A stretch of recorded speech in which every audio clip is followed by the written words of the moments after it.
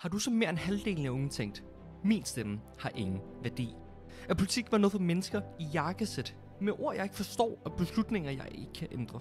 Det har jeg. Mit navn er Marcus Jen.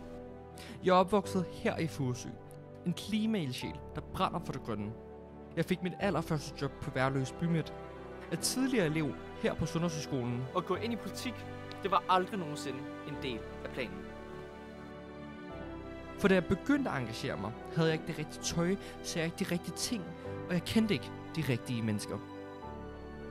Men det er gået op for mig, at det handler ikke om jakkesæt eller fine ord. Det handler om at turde være ærlig. At turde stå ved det, man tror på. For hvad kræver det at have en stemme?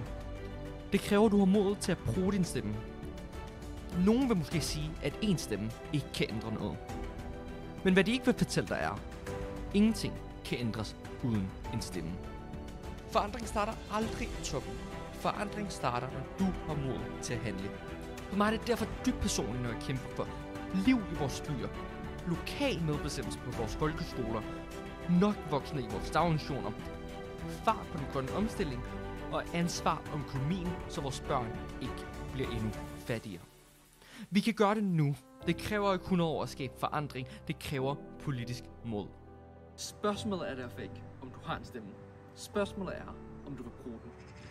Mit navn er Marcus Jen, og jeg stiller op til kommunalvalget den 18. november. Og mit svar, det er meget enkelt. Du fortjener en, som vil kæmpe for din stemme.